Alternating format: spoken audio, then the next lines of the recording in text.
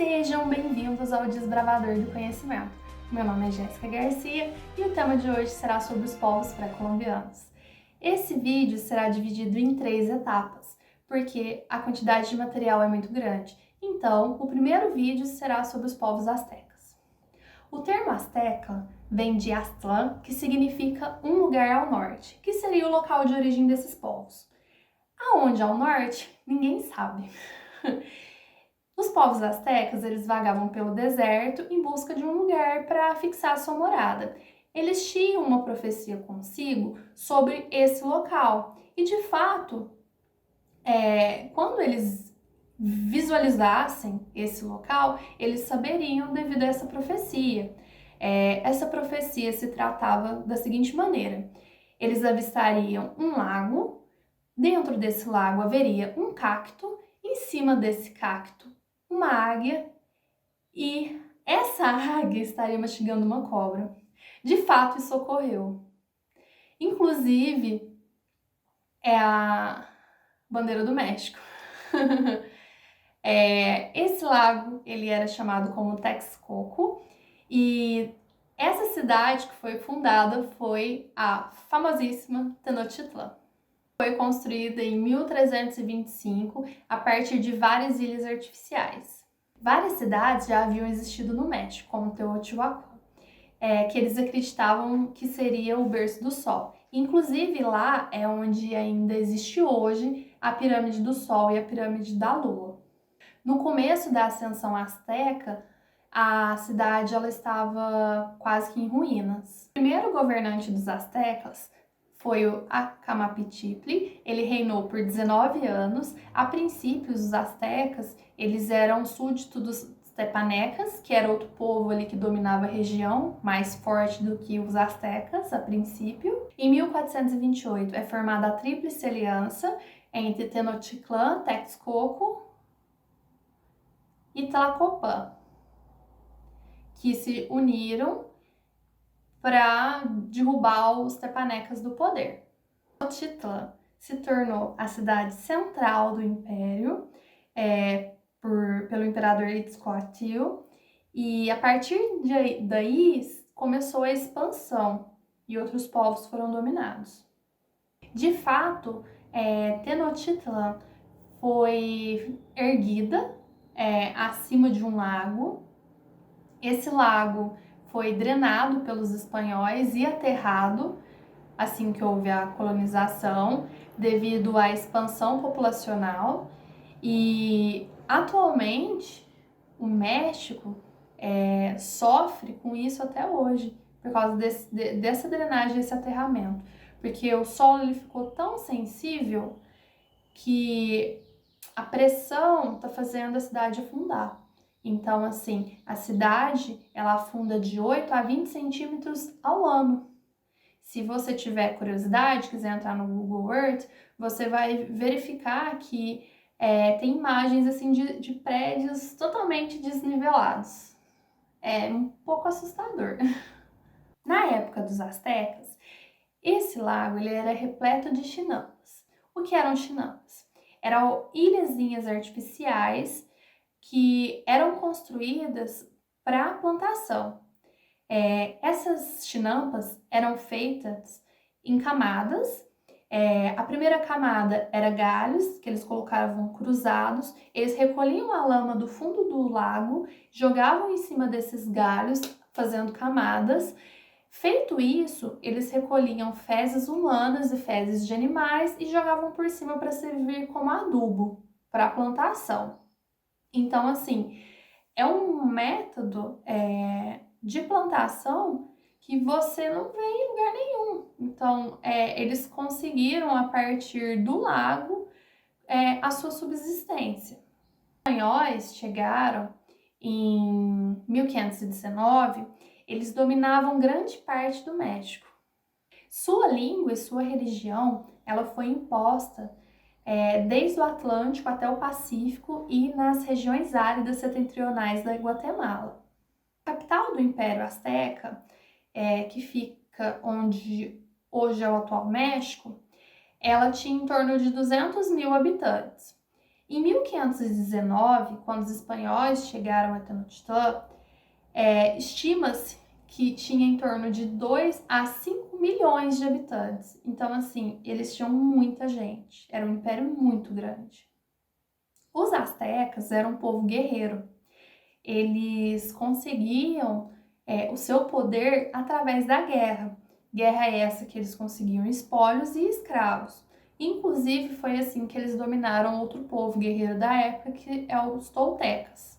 Eles também guerreavam entre si. Por volta do século XII, mais ou menos, foi quando houve a expansão dos astecas. Quando os espanhóis chegaram no século XVI, eles já dominavam 38 províncias espalhadas pela Mesoamérica. Essa dominação, ela auxiliava no processo de conquista, né, de tributos, né, acumulação de tributos, de riquezas das cidades conquistadas, os abastecendo de escravos e prisioneiros para os seus rituais, né, que eram oferecidos aos deuses. Hernán Cortés, quando ele viu a grandeza, quando ele pôs os pezinhos ali, né, ele viu a grandeza de Tenochtitlan, ele chegou a comparar ela com Sevilha e Córdoba, grandes centros espanhóis. Então, assim, ele ficou maravilhado com a tecnologia, né, e o avanço que aquele povo tinha ali no meio do mato. Na hierarquia do governo dos astecas, primeiro vinha o governante, depois vinham os sacerdotes, chefes militares e altos funcionários, né, da realeza. Terceiro, vinham os trabalhadores, que era grande parte da população, né, camponeses, comerciantes, artesãos, né, e quarto eram os escravos. Os escravos do Império Azteca, eles eram os que foram derrotados por guerra, né, ou foram vendidos por dívida, ou então cometeram algum crime. Aí eles eram tomados como escravos. Eles eram governados, né, por um imperador. Na época da chegada dos espanhóis, esse imperador ele era Montezuma.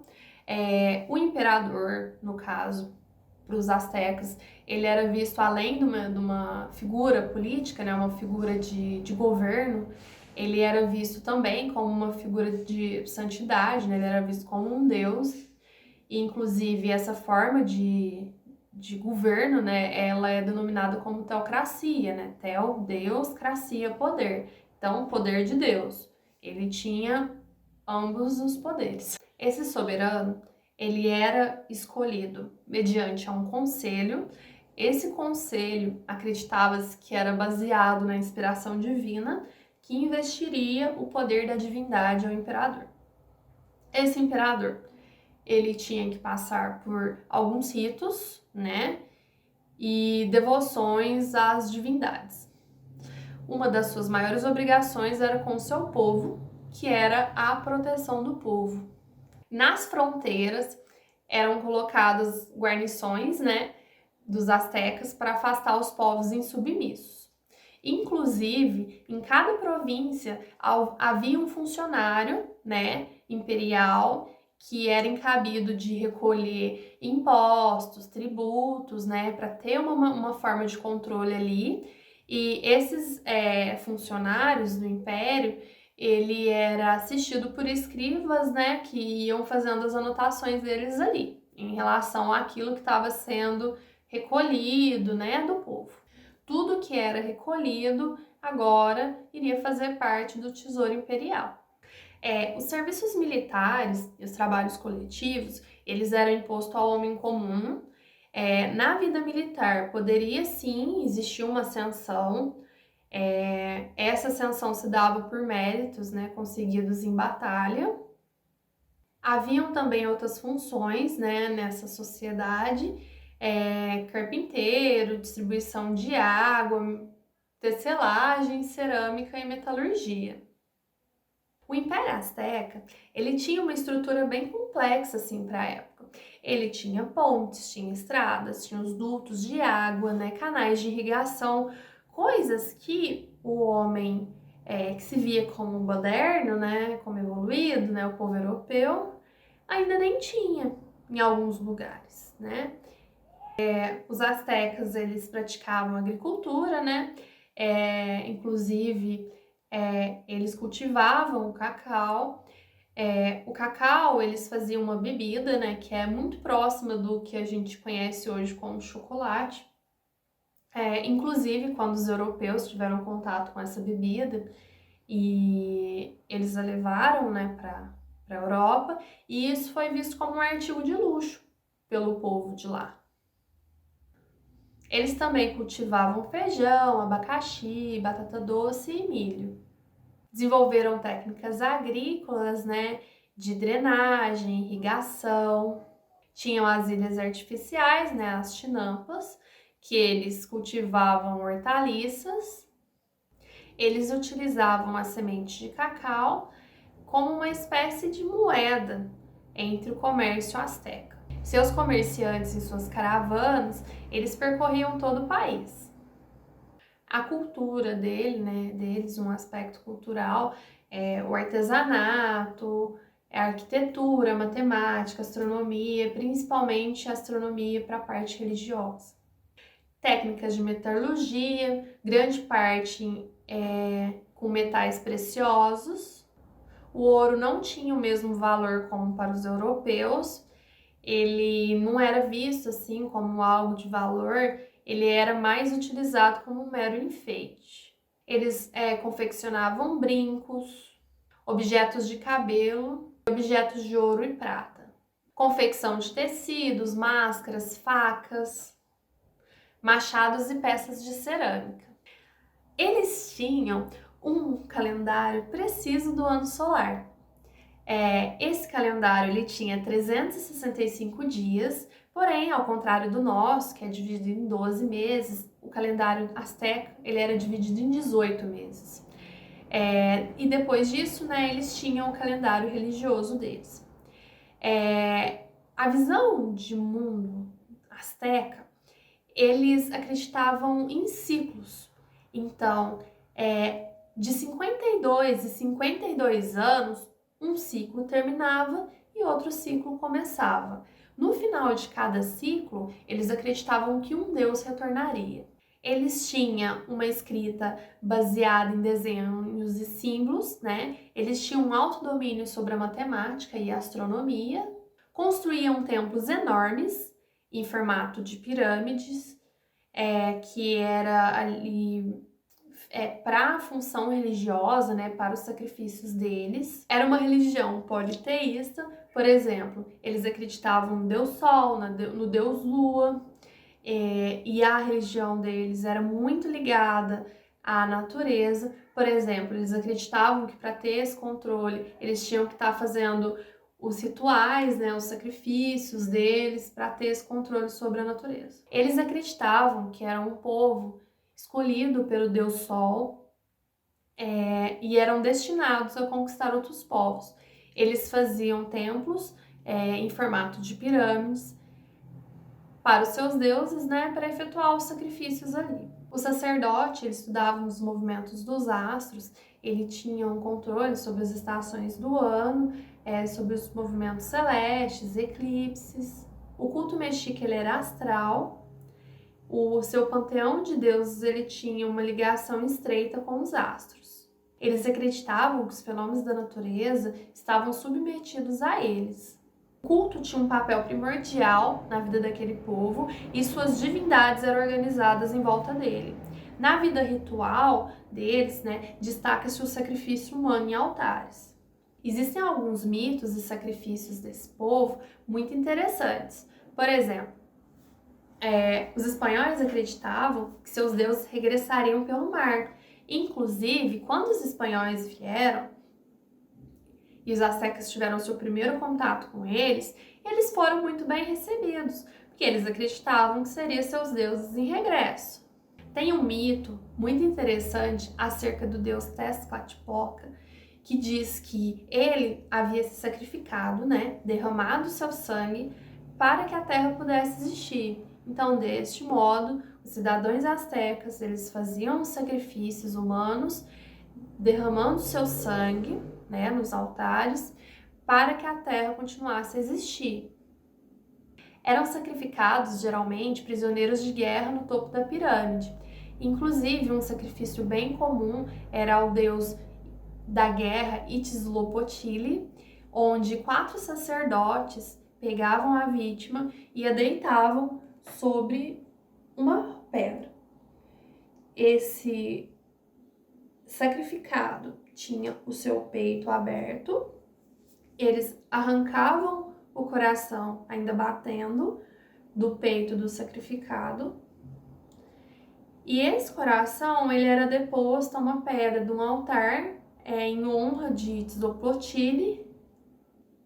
Essa estátua ela ficava no centro da cidade. Tá, aí você me pergunta assim, Jéssica, mas o que eles faziam com o resto do corpo do sacrificado? Simples assim, eles metiam a bicuda, o corpo rolava a escada abaixo, né, que as pirâmides eram feitas de escadarias, né, as pirâmides astecas, e esse corpo, a galera lá embaixo, que tava, sacrifício, né, tudo assim, louca de pedra, em razão do sacrifício, eles despedaçavam esse corpo, né, e essas partes eram distribuídas para o pessoal que estava lá embaixo. Órgãos como o pulmão eram vistos como o pulmão da própria divindade, em razão do sacrifício. E esse pulmão, eles comiam. Então, assim, os sacrifícios eram algo muito comum. Inclusive, tinha um sacrifício, a Tetleumã, que era uma deusa que ela gostava de mulheres jovens, que a pele da vítima era esfolada e colocava assim a pele da vítima esfolada em cima da própria vítima de boas ali, em homenagem à deusa. Às vezes ele só arrancava a cabeça e jogava o resto do corpo pirâmide abaixo. Isso tudo, minha gente, acontecia com uma galera lá olhando. E em meio a isso tinha música, tinha umas danças rítmicas, né, umas batidas de tambor, e o pessoal, eles tomavam uma bebida forte, feita de cipó, né, e às vezes naquela histeria coletiva, naquela empolgação, o pessoal arrancava o braço, arrancava a perna, arrancava a língua, arrancava órgãos genitais e atirava lá na pirâmide,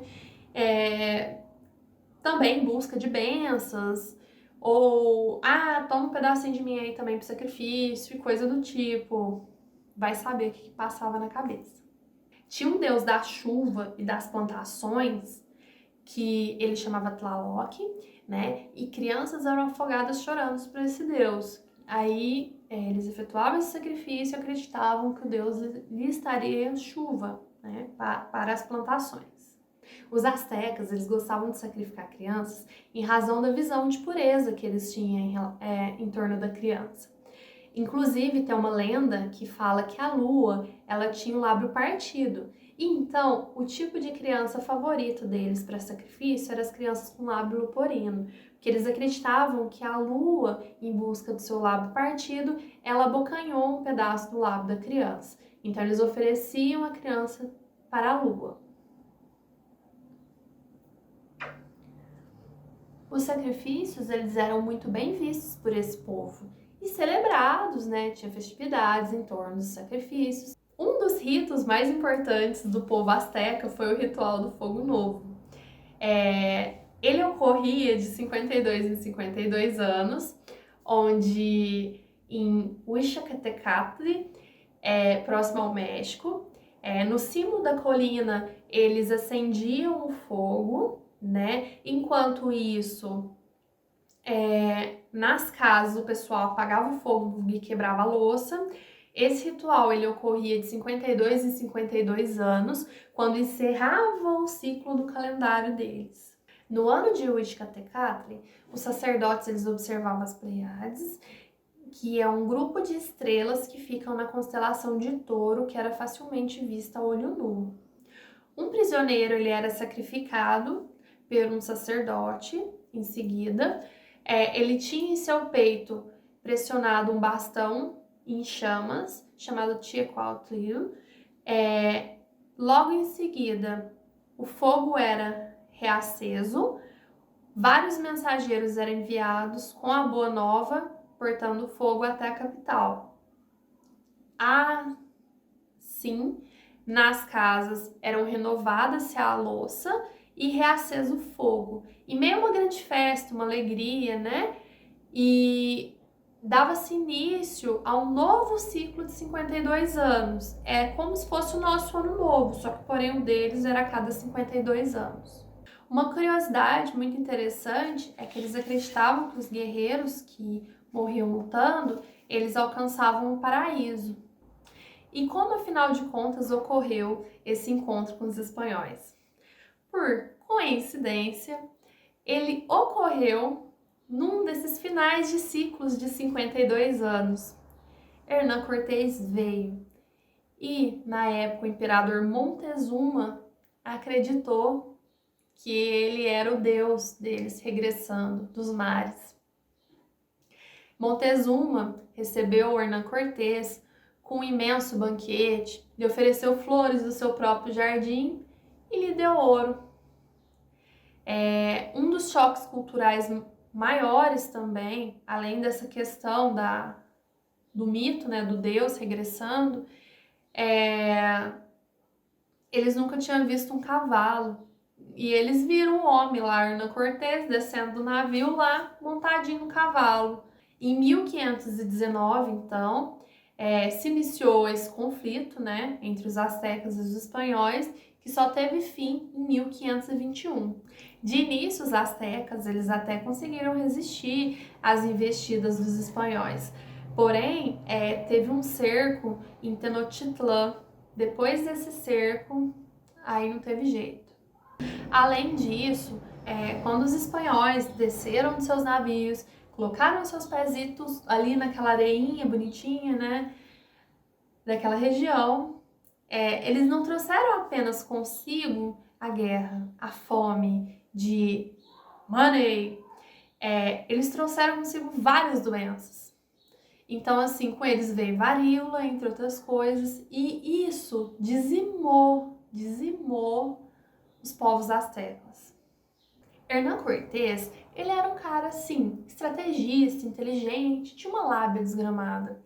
O que ele fez? Ele aproveitou de conflitos que existiam na região e fez alianças com esses povos que não se submetiam ao controle do Império Azteca.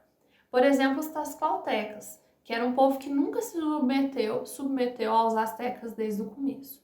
Então, se você for parar para pensar, a quantidade de homens espanhóis que entraram em guerra contra os astecas era efêmera, era pequenininha.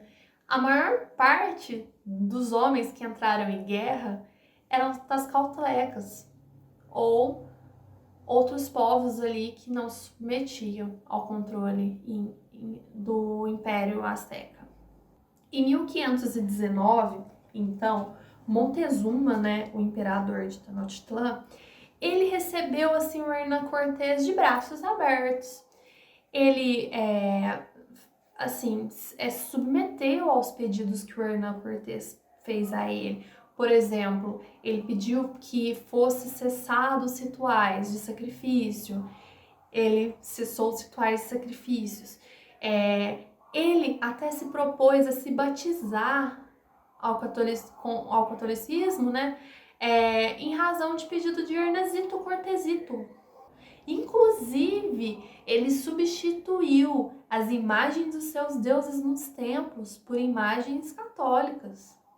Montezuma, ele fez de tudo que tinha em seu alcance para evitar um confronto.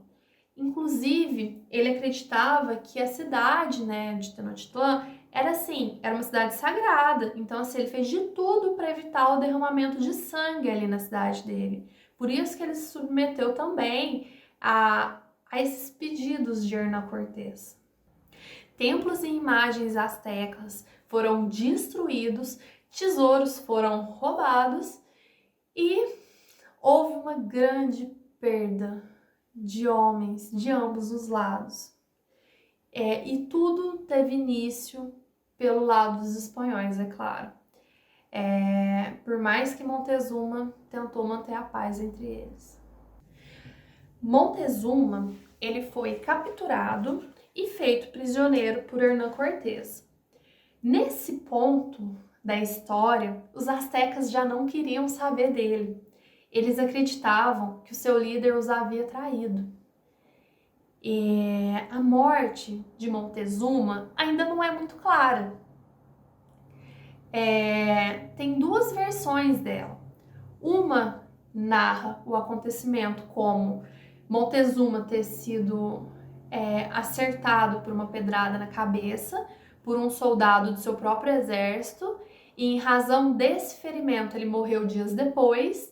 E outra versão narra o acontecimento como que um soldado espanhol o havia assassinado em junho de 1520. Então, assim, ainda esse fato está aberto. O Império Azteca ele caiu em 13 de agosto de 1521 com a tomada de Tenochtitlan pelos espanhóis. No período final, o imperador que estava no poder de Tenochtitlan era Cuauhtémoc, que é o sobrinho de Montezuma. Ele não conseguiu deter a força espanhola. Ele foi capturado, torturado e enforcado com apenas 23 anos de idade. Ele fez muito pela resistência asteca e hoje ele é visto como um herói pelos mexicanos, como um símbolo de resistência.